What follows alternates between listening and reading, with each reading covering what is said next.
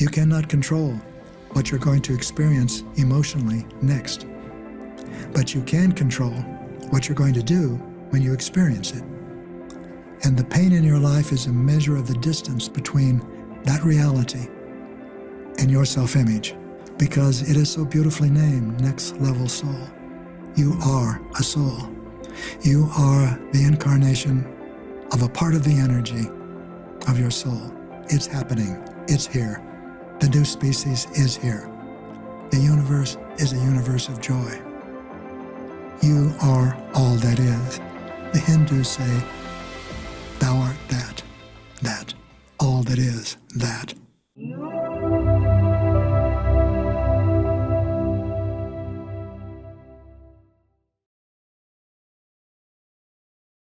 I'd like to welcome to the show Gary Zukav. How you doing, Gary? Hello, Alex.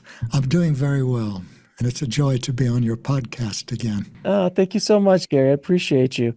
I wanted to start off because you are such a prolific person in this space of consciousness, and you were talking about it before it was in vogue.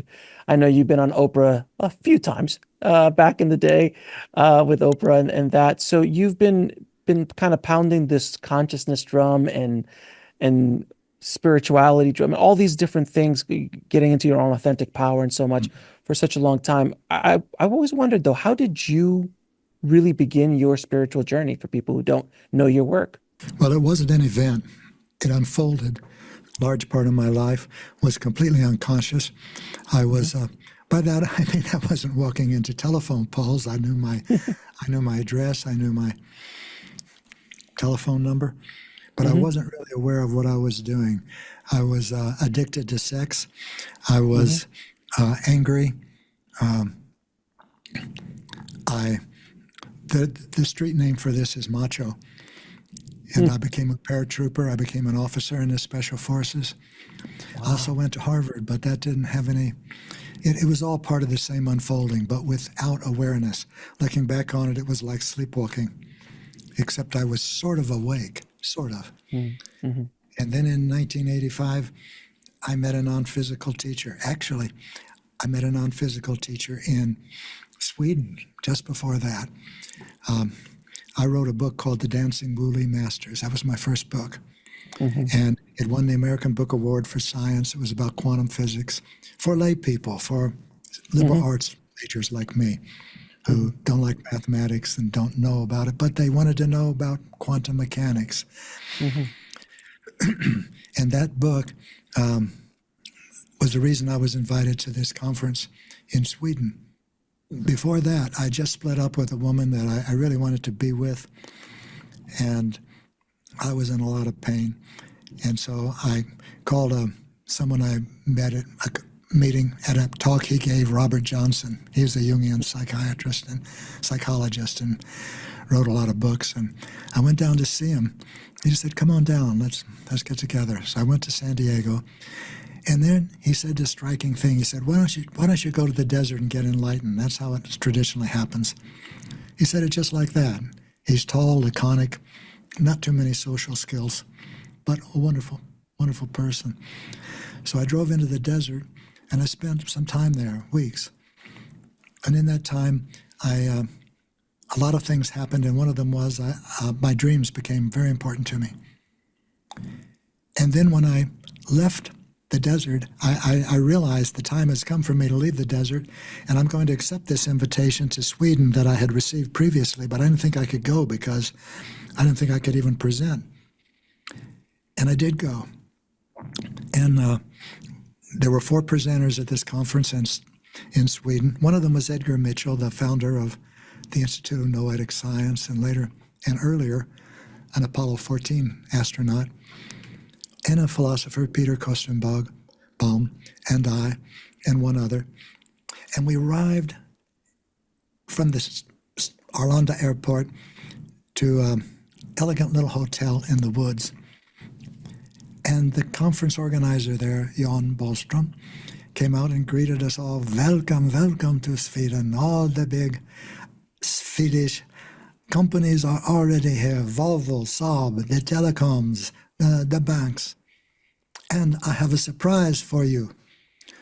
And he took us into a room. And there on a riser was a middle-aged man and his son. And the man closed his eyes, and his countenance changed, and he became a different personality. And the different personality called himself Ambras. And Ambras talked for a while, but I was jet-lagged. We all were. All I wanted to do was get to my room. But the next morning, Jan came to me in the lobby and said, you can speak to Ambras anytime you want. And so even though my interaction with Ambras was superficial, I didn't care for it even being there, I was curious, so I accepted. And he took me to the room again, and there was the middle-aged man and his son, and soon Ambras and I. And the very first words that this channeled entity said captured my attention completely, totally.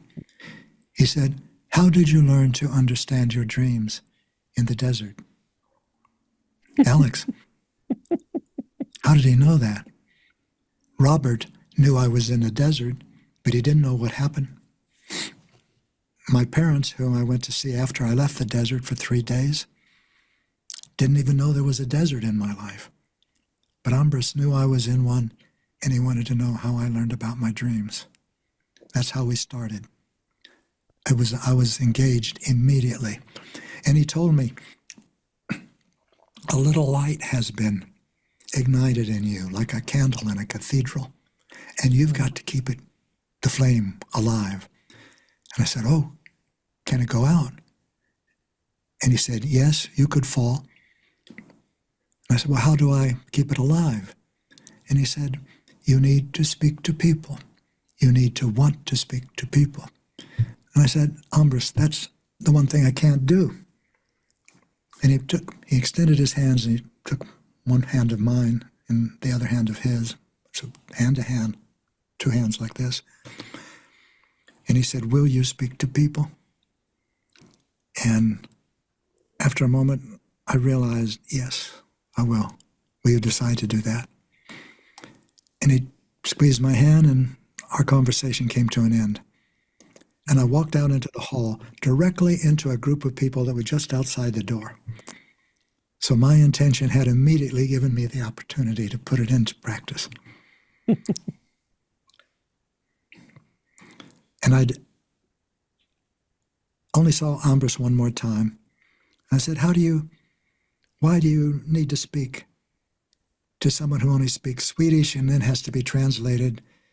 And then the reverse, when I ask you a question, he said, I said, couldn't you just talk to me in English directly? And he said, yes, I could.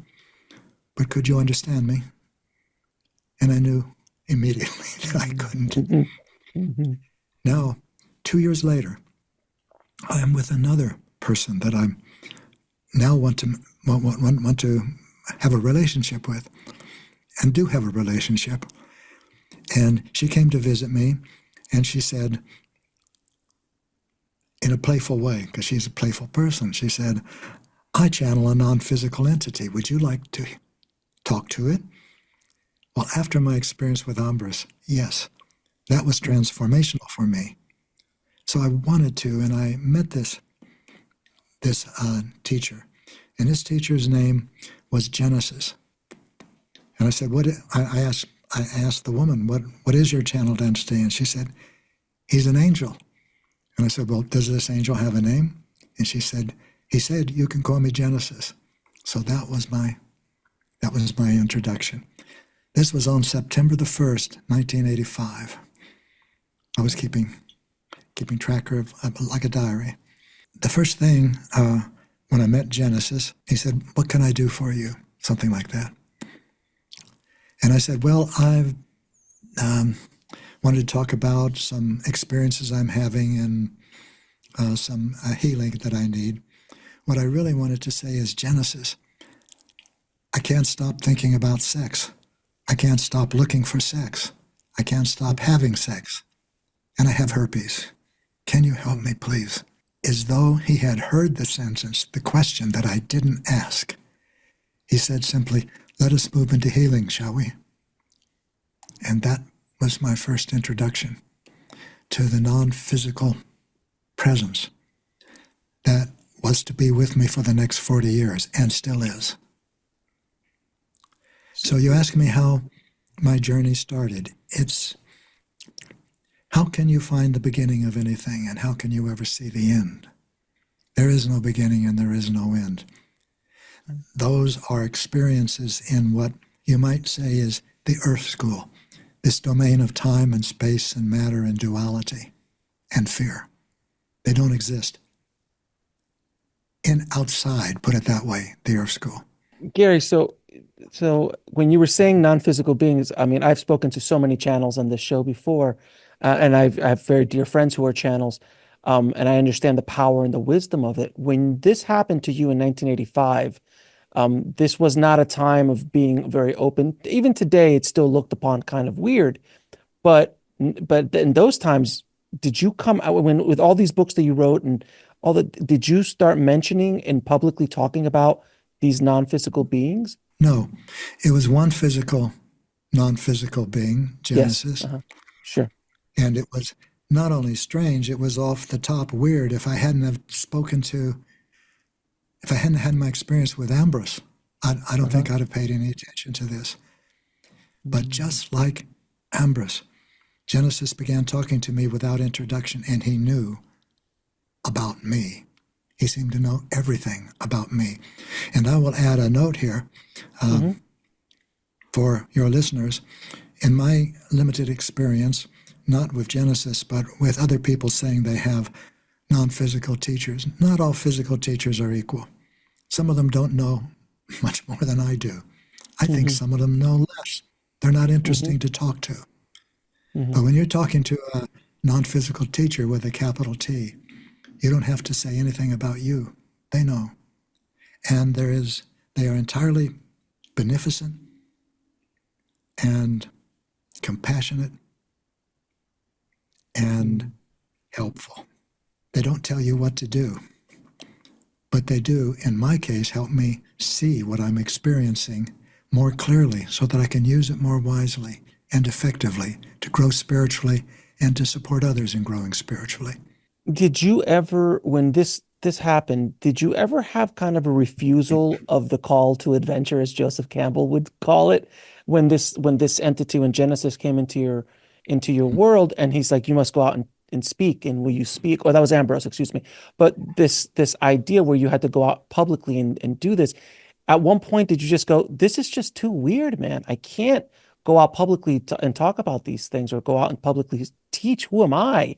I mean, I'm addicted to sex. I've done all this stuff. And did you ever have a kind of like a refusal to that call of adventure, meaning that the refusal to the call to do this mission?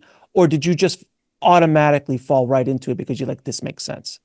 Your issue specifically does not have to do with sexuality. It has to do with the nature of love. Wow.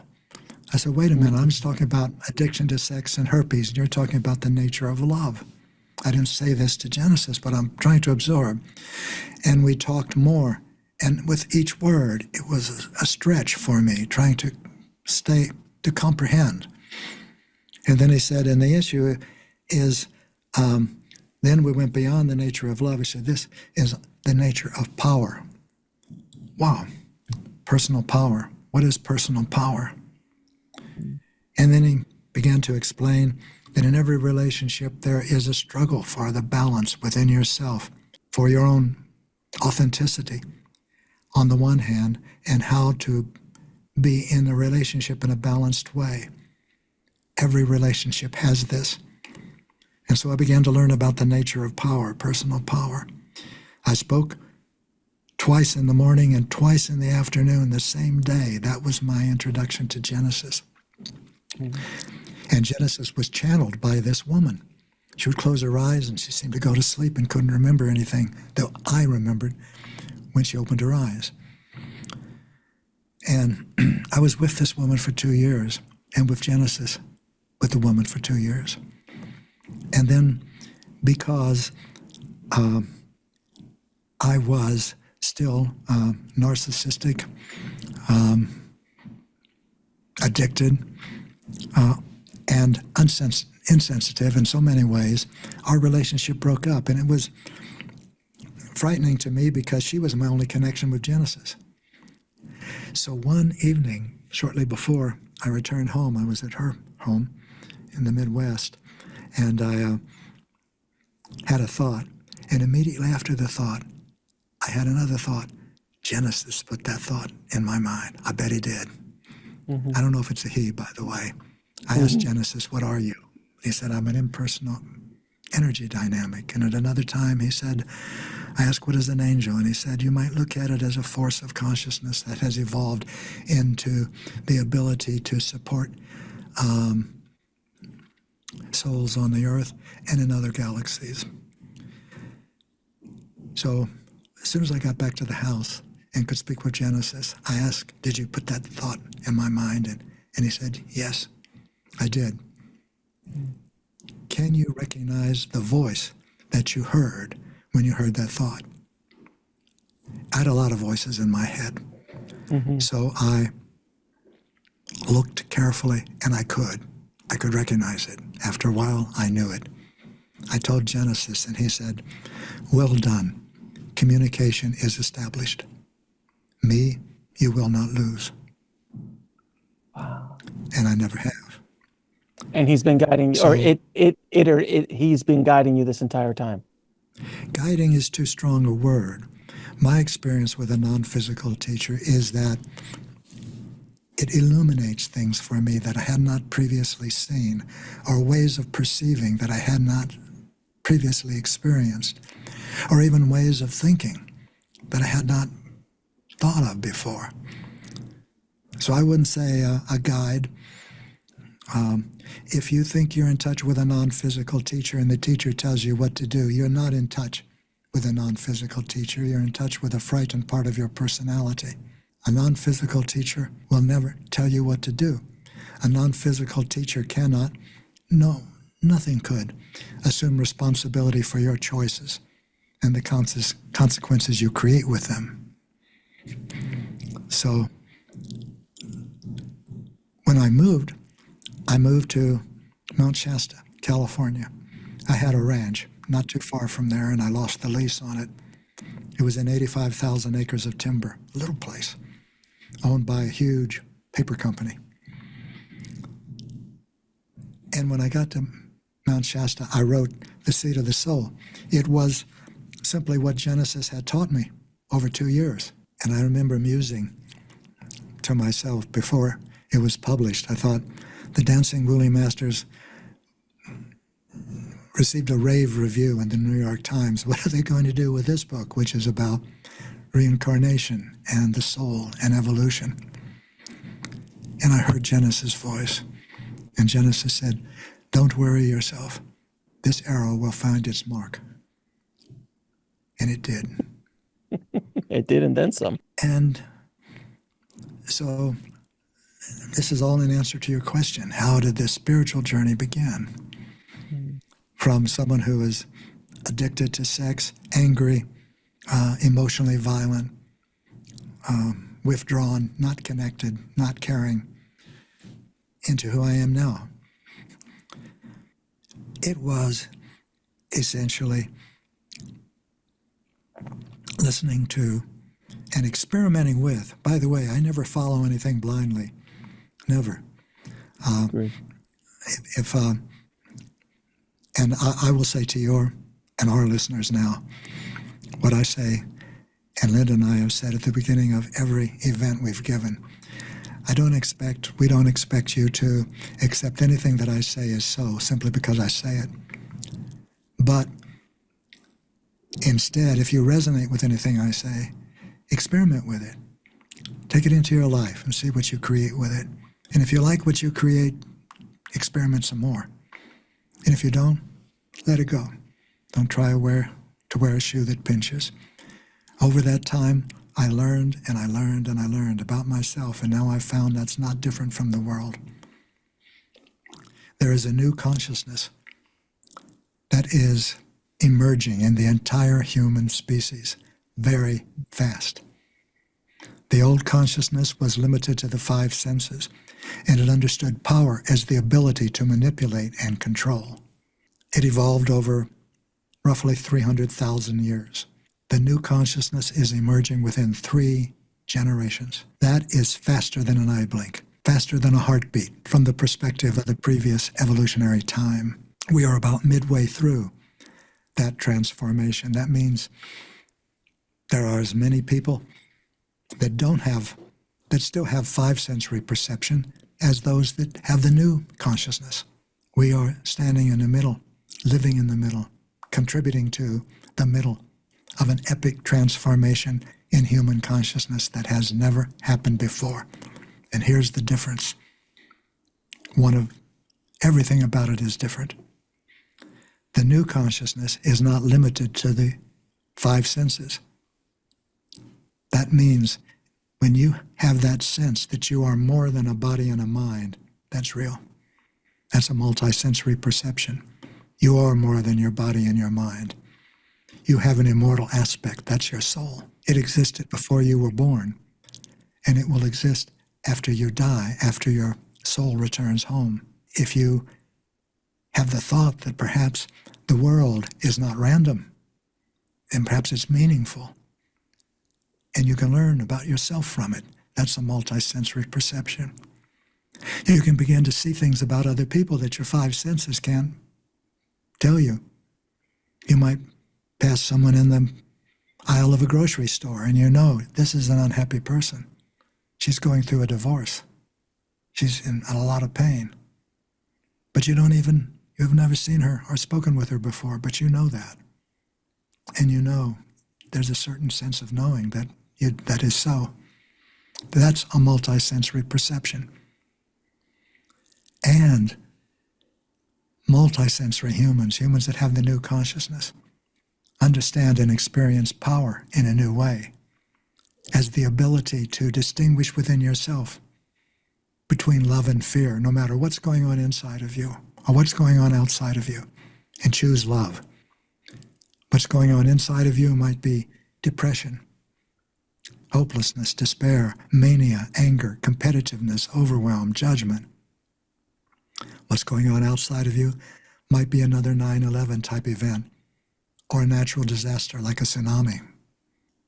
The old understanding of power, external power, manipulation and control, is not only obsolete now, it's poison, it's toxic.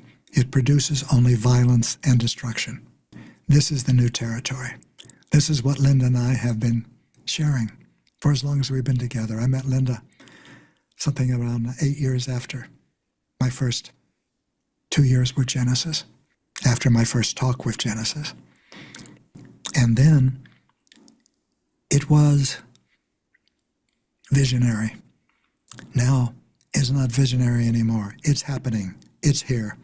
The new species is here. Now, if you're as old as I am, I'm 82, you know what the old consciousness is. Mm-hmm. And a lot of people still do. Mm-hmm. If something cannot be detected by the five senses, what you can see and hear and taste and touch and smell, it doesn't exist. And it's considered a fantasy or an illusion or a delusion or a hallucination.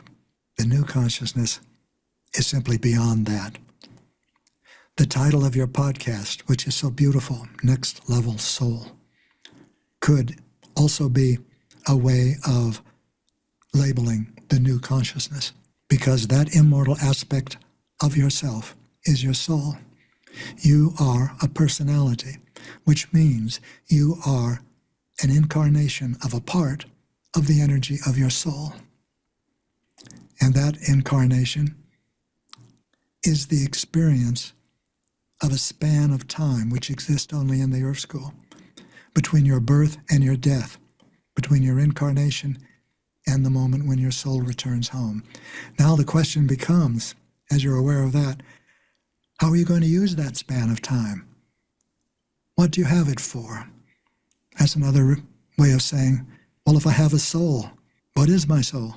What does my soul want from me? How can I contribute to my soul? These are all questions that individuals with a new consciousness ask.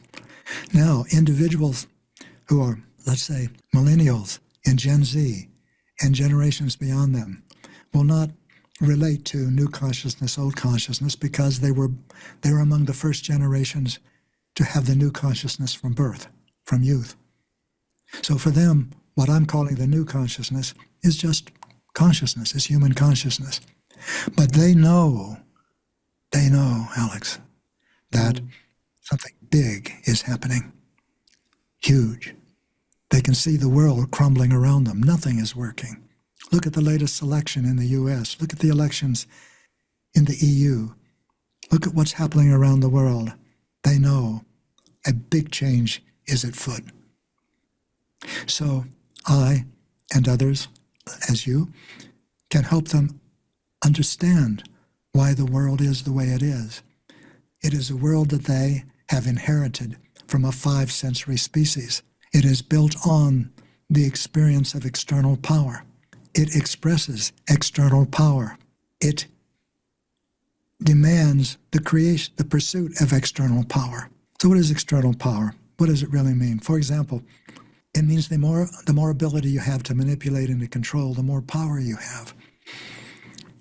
So if you're working in a 34-story building in Manhattan, and you're in the basement tending the boiler, you don't have much. If you're on the 34th floor with a large office in the corner with windows on 2 walls, you've got a lot.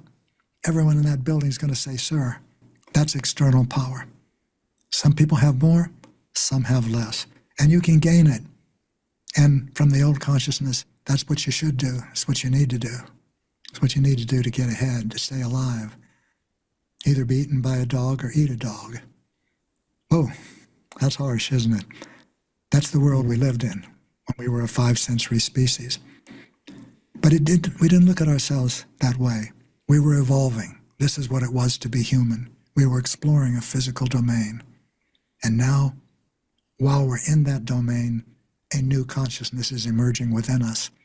And we can use our experiences within that domain wisely and compassionately to create authentic power. Authentic power is your curriculum in the Earth School. Authentic power is love. There's no power greater than that. But how do you love? How do you love when you hate someone? How do you love when you're judging someone? How do you love when you hate yourself? How do you love when you want to kill someone? How do you love when you want to kill yourself? These are the questions that creating authentic power can answer for you. Not definitively. Yes, definitively. Good definition, solid, applicable, but not as a dogma. When I first talked to Genesis, and he started to explain these things, and I said, I can't share these. I don't want to be a part of any dogma. I don't want another religion. There's too many. And he said, that's not necessary. He said, simply say that what you're sharing is a window through which you've come to see life, and offer it for others to look through, and perhaps it can help them. And that's what I've done. Because should I say, there's a new consciousness now, and this is what it is, and this is how you can use it, and this is what will happen if you don't, and if you don't, it won't change, that's all. I'm always subject to someone, I would always be subject to someone say, but you haven't included our Lord and Savior Jesus Christ. Or what about Krishna? Or what about the Buddha's teachings? No one can refute that. Well, I've never had that experience because all I've ever proclaimed is, this is my experience. And no one can argue that. And it's still my experience that I'm offering. And in terms of my experience, it has gone to places that I cannot have imagined. For example, I will share with you some of the things that our new consciousness is leading us to. You are your perceptions. They're not happening to you. You're not having them. You are your perceptions. So when you say you are your perceptions, is that just another way of saying you are the stories that you tell yourself in some way? About life, Yes. about things like that? Yes, and much more than that. Much more than that. Take life, for example, or anything that happens in your life. How you experience it depends upon how you hold it.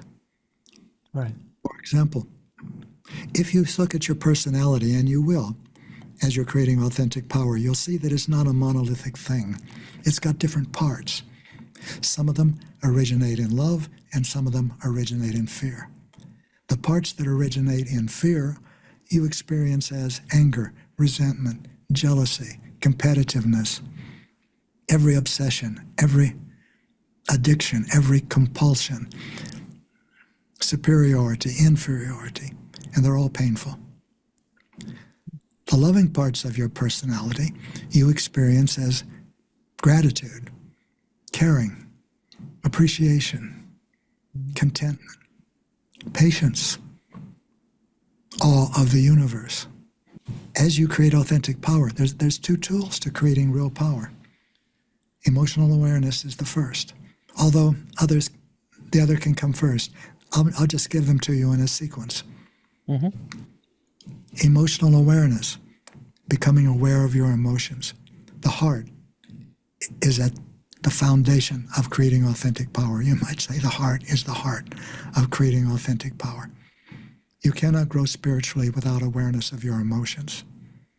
That means emotional awareness, but that means not just becoming aware of your emotions like everyone is, if they're really angry or they're really depressed or they're sad because their relationship broke up or a tragedy has happened, like a child has died.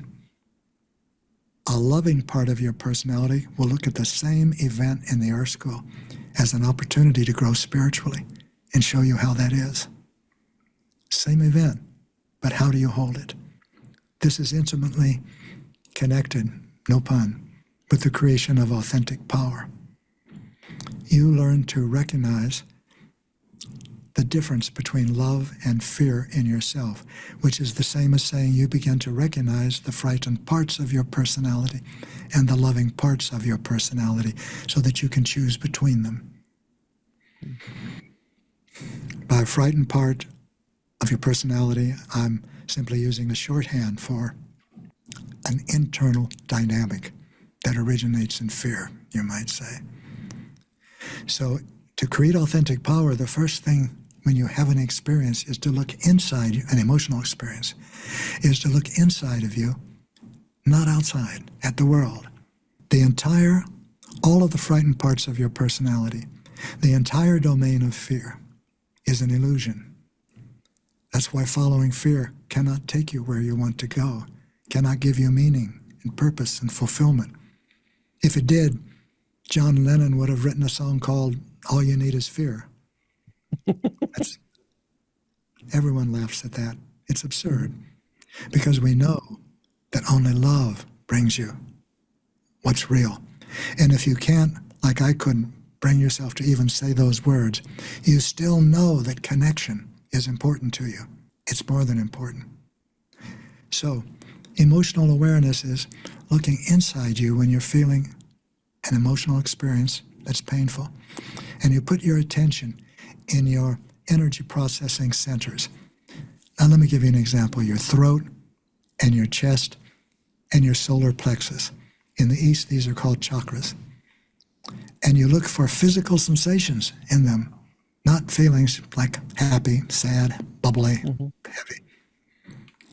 Sensations like aching, throbbing, stabbing, stinging, burning, contracting.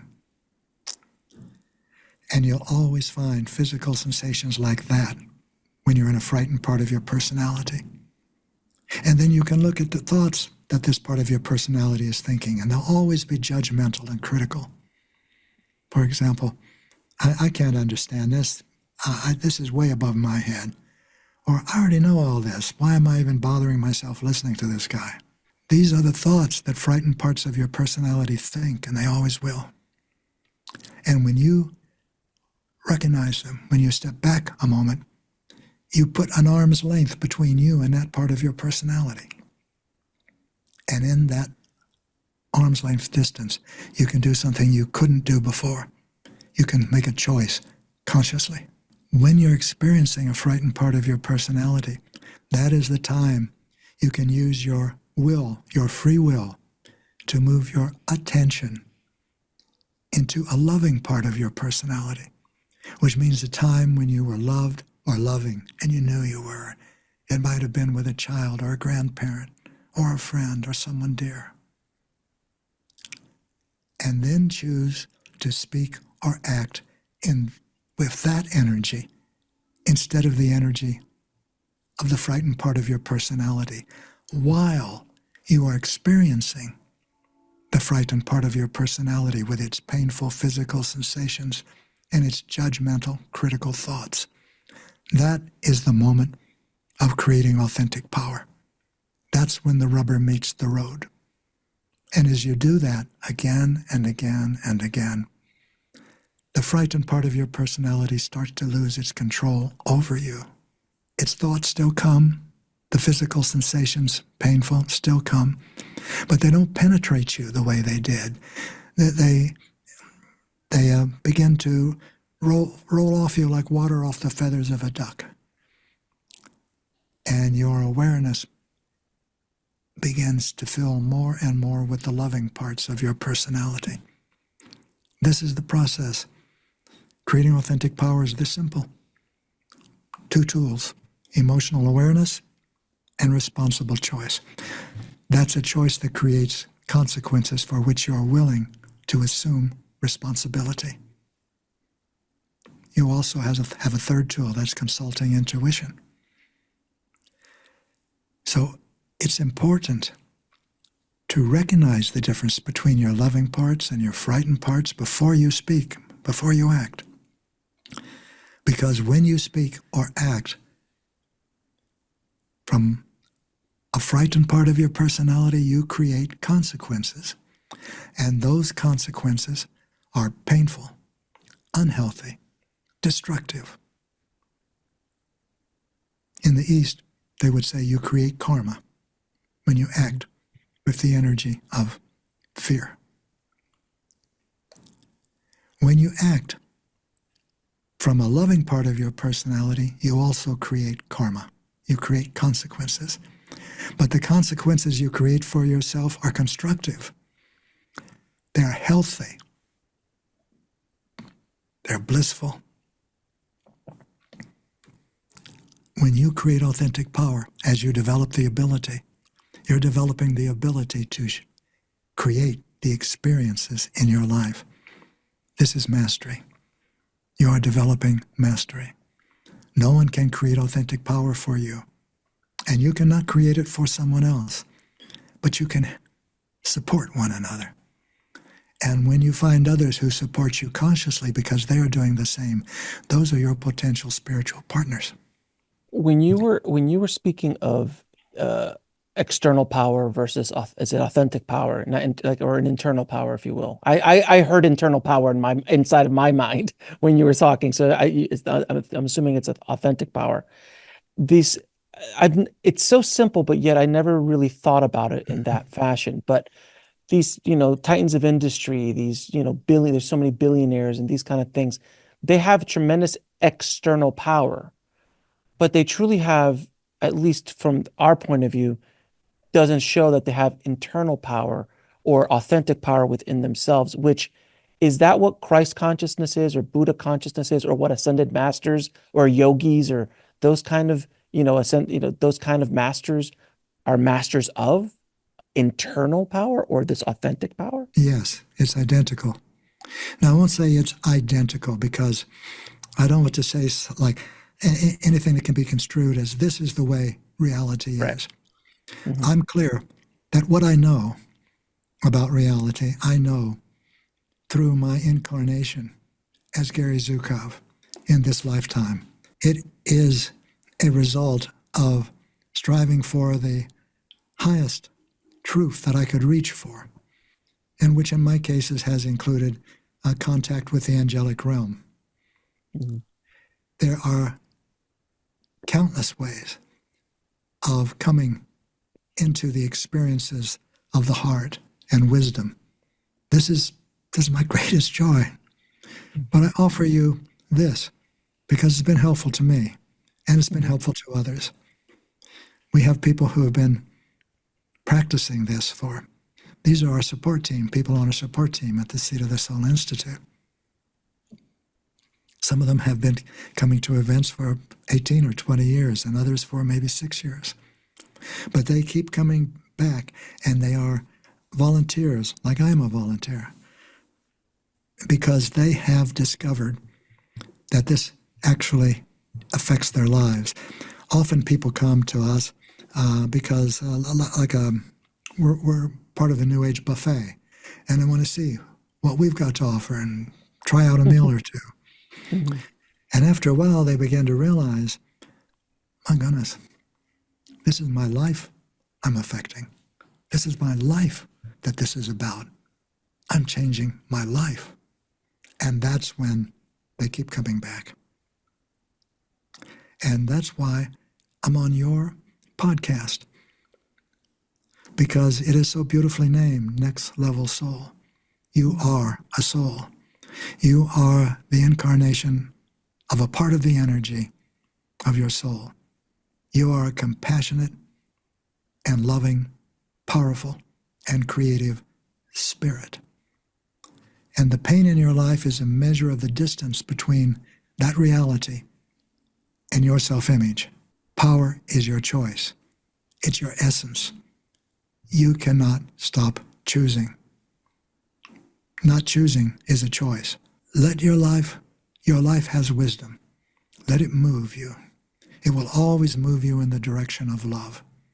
It will always take you to other experiences, to experiences that again require a choice. You are responsible for your choices.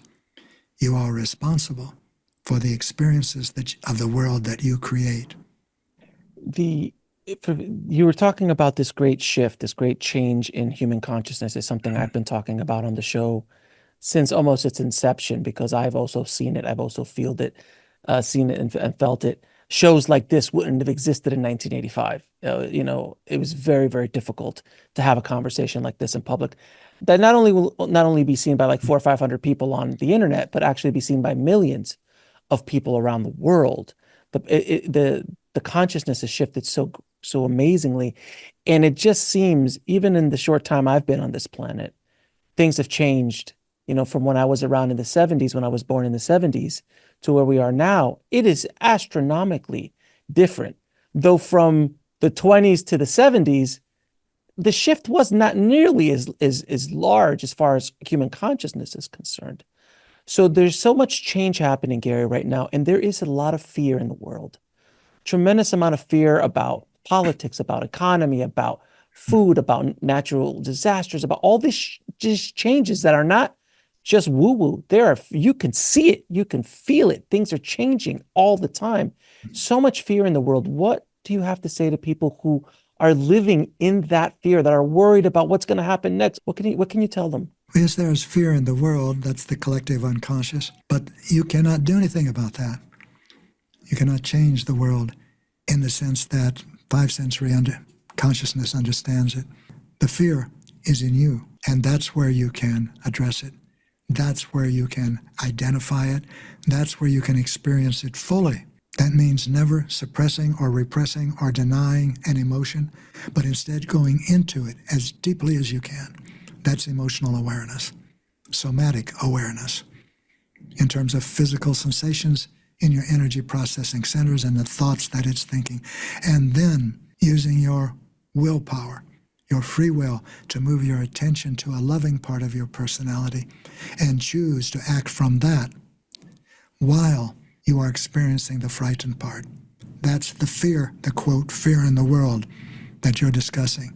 It is not in the world. Yes, of course it's in the world. There is a collective unconscious.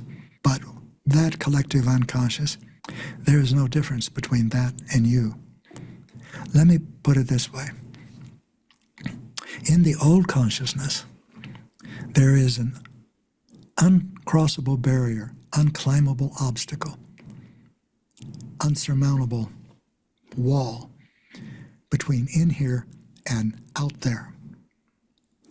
And from the old consciousness, the idea that you can change the world, that inner transformation can create outer transformation. is ridiculous. That obstacle, wall, barrier, is not a part of the new consciousness. There is no difference between in here and out there. And your new consciousness is moving you in the direction of that experience. And from that experience, it's clear that there's no other way to change the world. You've got to change yourself, because there's no difference between the world and you. That will happen in you. It's not a matter of if, but when. Until then, you can continue to learn from the world. But you can realize, really see, that there's no way to change a world that's built on external power with more external power. You could put billboards up along every interstate saying, choose love. Love is the answer. Love is all that exists. Become loving. It won't do any good. You're trying to change someone so that you'll feel better about yourself, and that's external power. Creating authentic power happens in you. And as you create it in you, you create it in the world. The new consciousness that we have and are acquiring is beyond the intellect. Your intellect, mine, any intellect. The intellect is designed to work with the five senses. It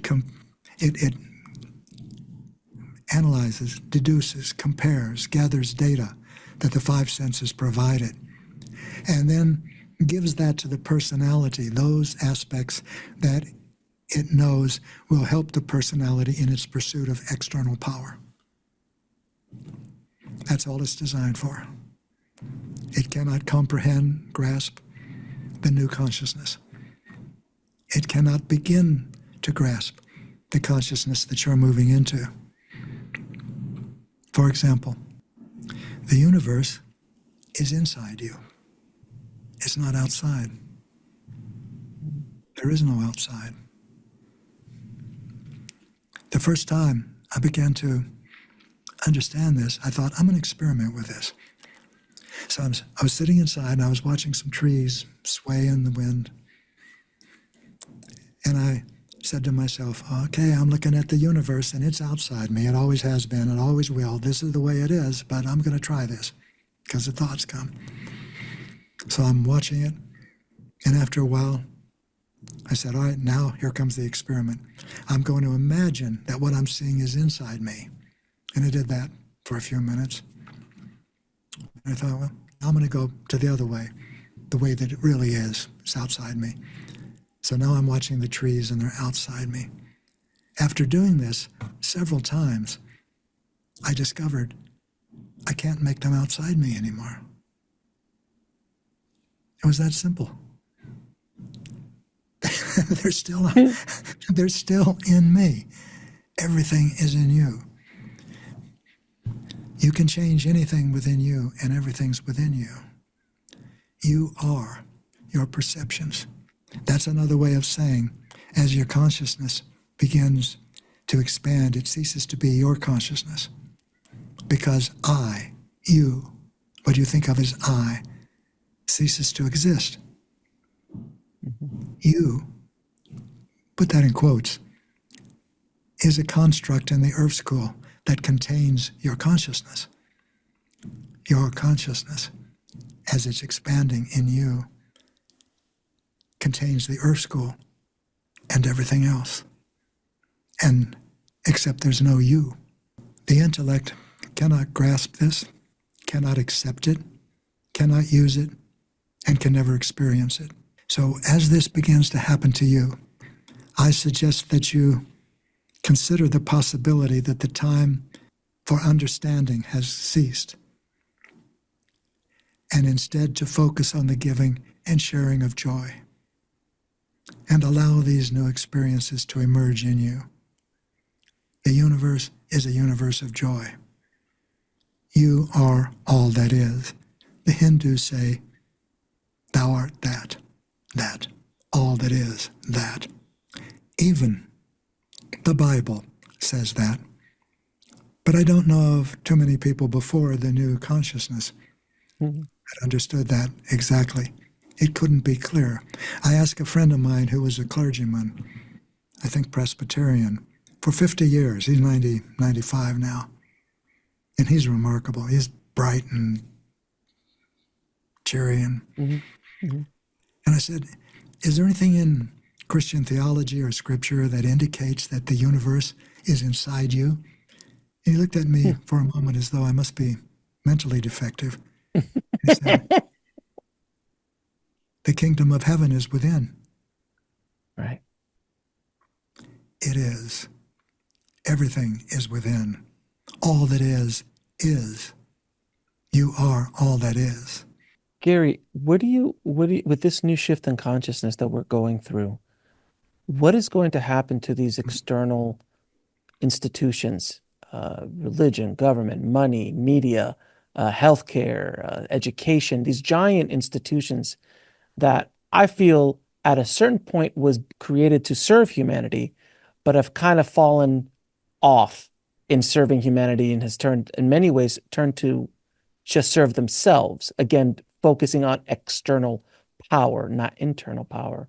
Where do you see these systems going in these next, the next decade or two? They're disintegrating.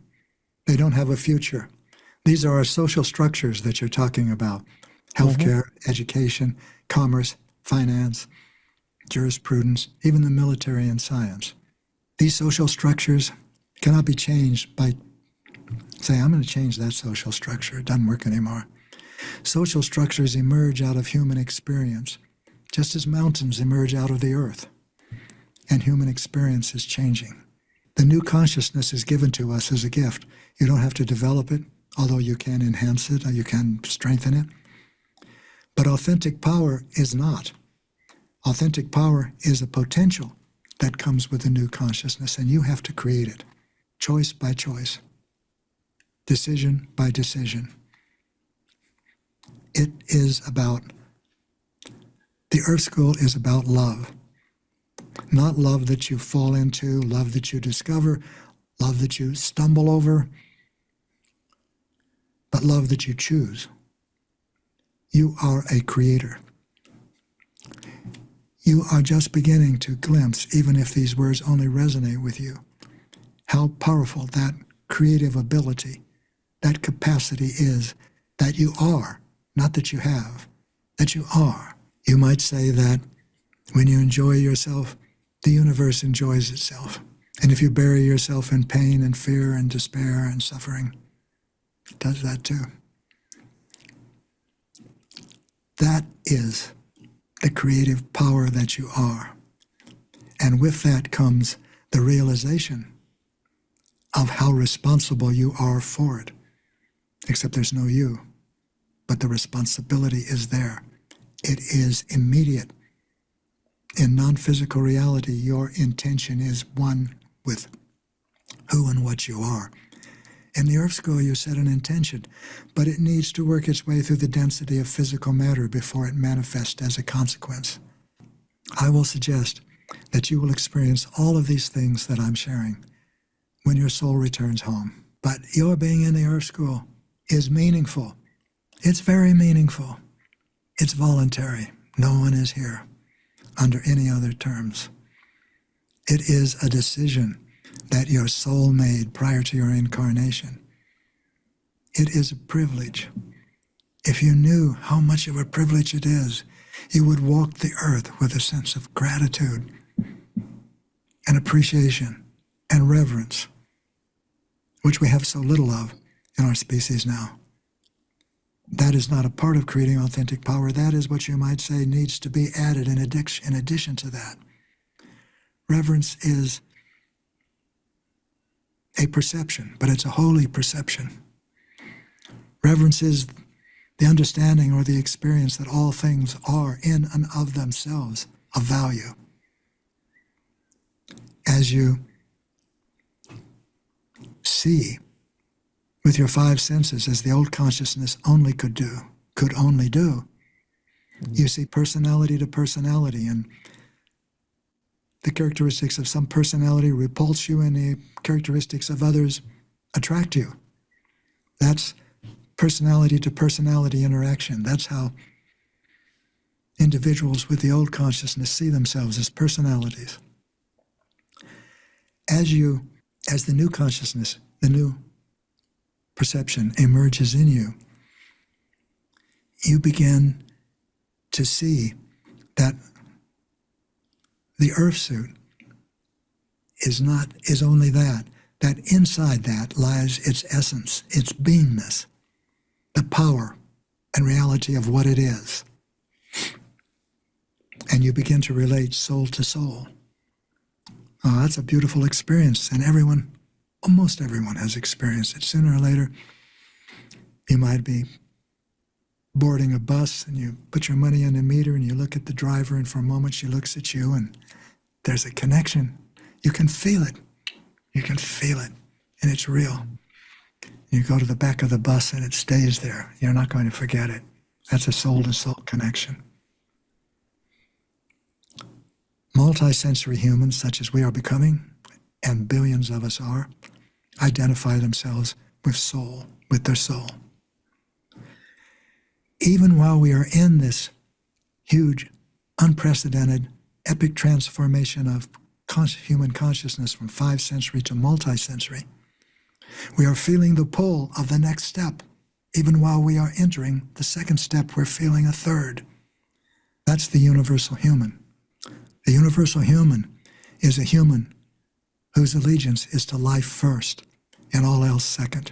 For example, I would say, I'm a universal human first and a male second. I'm a universal human first and white second. I'm a universal human first and American second. My allegiance is to life first and everything else second. A universal human is beyond nation, beyond religion, beyond ethnic group, beyond culture, beyond gender. And we are feeling the pull of that. A universal human experiences and identifies with life. That's with a capital L. So 5-sensory humans identify with their personalities. Multisensory humans identify with their souls. That's where we are now. Universal humans, which we are feeling the pull toward, identify with life. Universal human is the last step in the evolution of human. There's a book out called Universal Human. It was published in 2021. I wrote it.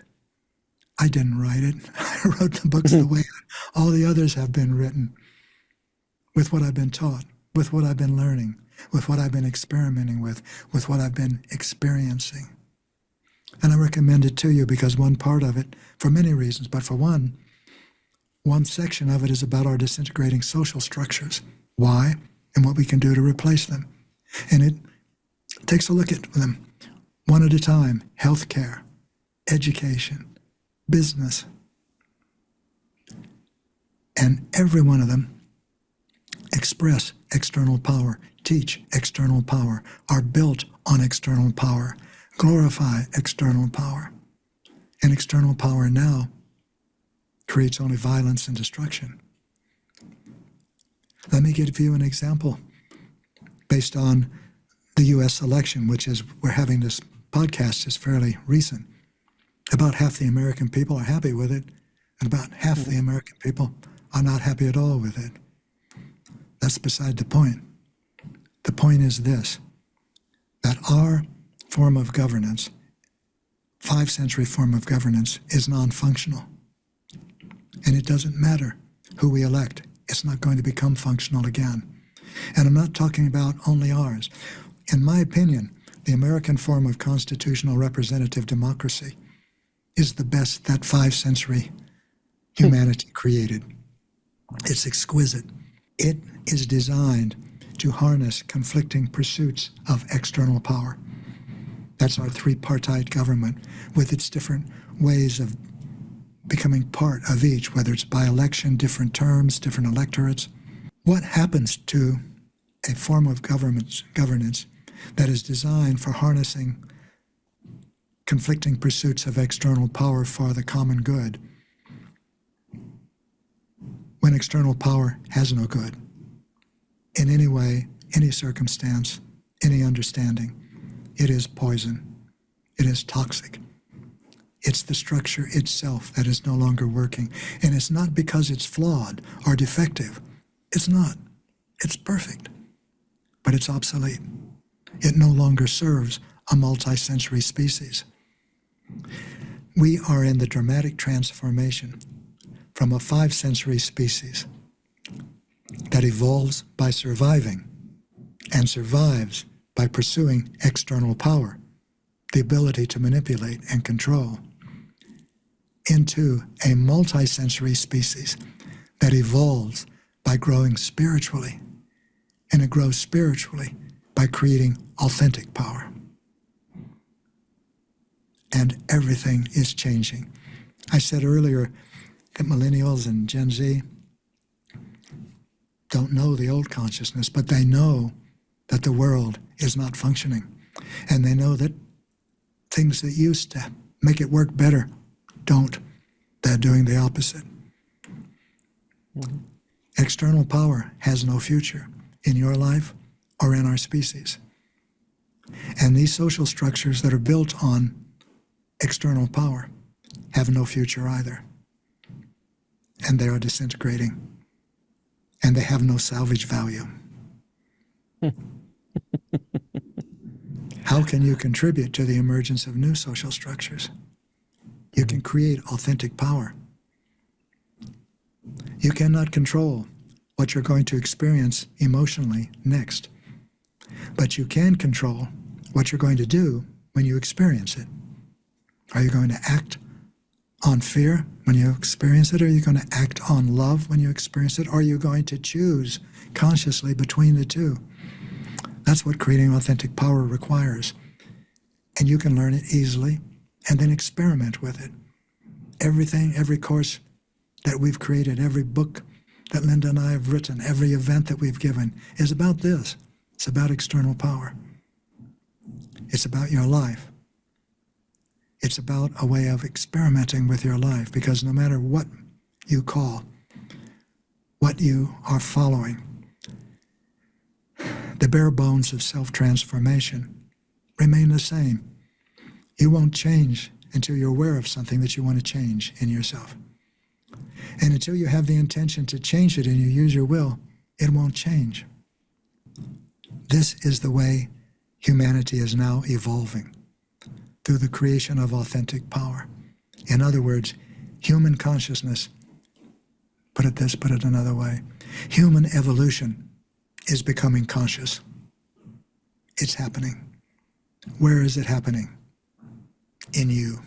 Gary, you mentioned something before where it says that we're down here in this earth school by choice.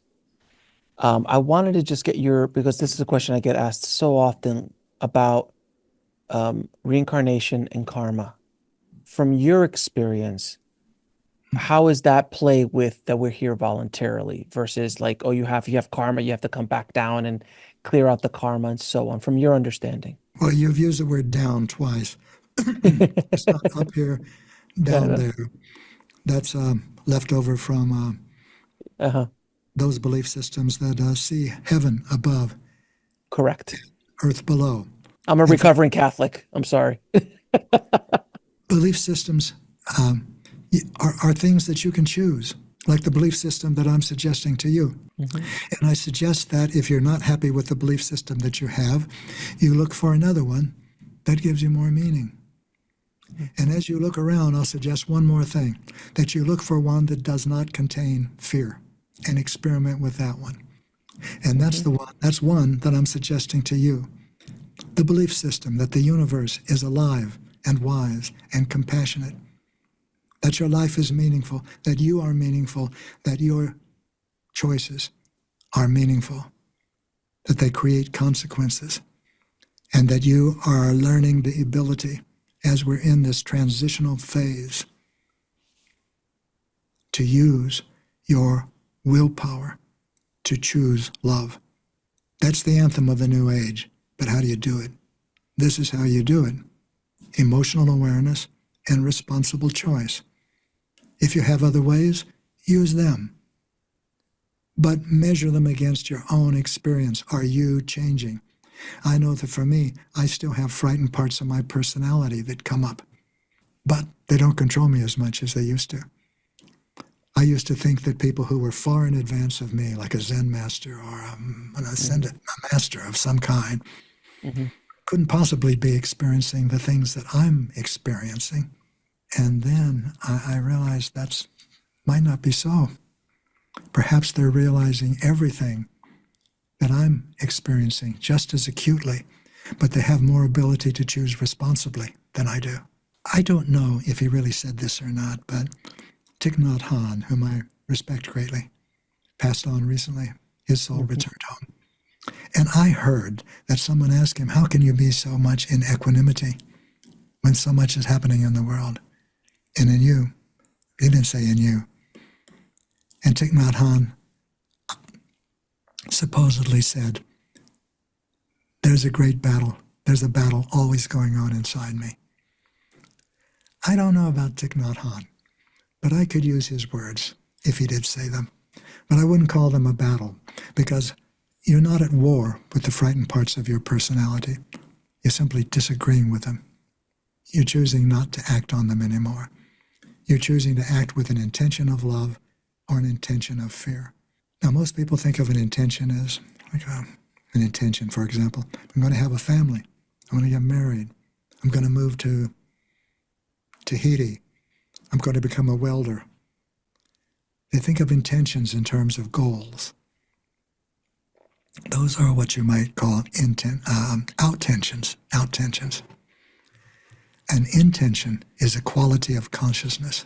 When you speak from love, you infuse your deed or your word with that quality of consciousness. And that's the consequences that it creates, are the consequences of acting or speaking with that quality of consciousness. And the same with fear. When you speak or act with fear, you infuse your deed or your words with that quality of consciousness. If you choose fear, you're not blamed, you're not judged, you're not sent to hell. In a way, you already are in, because you're controlled by the frightened parts of your personality. If you decide to change yourself to create authentic power, your life changes. You're no longer controlled as often by the frightened parts, and then very seldom. And then you allow your consciousness to expand. You can give the gifts that you were born to give. That's part. But well, first of all, our language itself brings us to paradox again and again. I'm going to ask you a few questions I ask all of my guests. What is your definition of living a fulfilled life? Authentic power, love, connection, the intentions of your soul, harmony, cooperation, sharing, reverence for life. Where else is there meaning? If you had a chance to go back in time and speak to little Gary, what advice would you give him? You're beautiful. How do you define God or source? You. Now the question becomes, how do you define it? Because that's how you're going to create an experience. That means you are divine. And that means everyone is divine. Everyone is a unique expression of the universe. Everyone is a unique awareness of the universe. What is love? There is nothing that is not love. The universe is love. Even the most painful experiences in the Earth School are experiences of love, masquerading as fear, you might say. Whenever you have a painful emotion, which means a frightened part of your personality is active, that is the universe bringing your attention to a part of your personality that you must experience and move beyond the control of in order to give the gifts you were born to give. That's love. Everything is love. Eventually, you'll come to understand that love heals everything, and love is all there is. What is the ultimate purpose of life? Ask your heart. Your mind is not going to give you an answer to that. That will be anything but temporarily satisfying and is ultimately empty. Your heart knows the answer to that. And where can people find out more about you and the amazing work you and your wife are doing in the world? Oh, thank you. Linda Francis, soul returned home, August 2022. But she is with us. That's part of the new consciousness. Oh, you don't have to say that. I was conditioned to say, I'm sorry, my condolences. Oh, Linda hasn't gone anywhere. And she's here in stronger, clearer, more startling ways than I ever could have imagined. And it was very difficult for me. I thought I wanted to die. I never thought that pain like that could exist. But I made the commitment not to squander one bit of this pain. And it's changed me enormously. I'd be glad to share that with our listeners at another time. Absolutely. Next time. I have a podcast now, Alex. It's called the Gary Zukav Podcast. And we have discussions exactly like this one. Well, they're different each time, but they're the same focus, the same general direction. And the general direction is the new consciousness. And you can go to our website, which is seatofthesoul.com, named after the book that I wrote. And there, in the menu, you'll see Celebration of Linda Francis. And when you click that, you'll see a video that the support team and I made to celebrate her a few months after her soul returned home. And then a few personal messages that I asked the team to put on the website of what I was experiencing in this process. And I got to number 11. And that's the last one on the website because I'm still working on that one, and it's producing in my life in ways I never could have thought. And I thank you, Alex, for this beautiful podcast. And I invite all of those who are listening to us to listen to more of Alex's podcast, to listen to my podcast, and to come to our website. And if there's anything there that's helpful to you, use it, experiment with it. And Gary, do you have any parting messages for this audience? I love you. I love being with you. It's such a joy, such a pure joy. Gary, it has been such a pleasure spending this time with you. I hope that the next time you're in Austin, you can come down to Next Level Soul Studio so we can meet in person and have an even deeper dive into these amazing teachings and this amazing energy that hopefully will continue to help the world through its change in consciousness and heal this world with some love. So I truly appreciate everything you do, not only that you're doing now, but everything you've done in your life to help this world awaken, my friend. So thank you again. You are welcome. Thanks for watching. Click on one of the videos below to continue your journey, and don't forget to subscribe.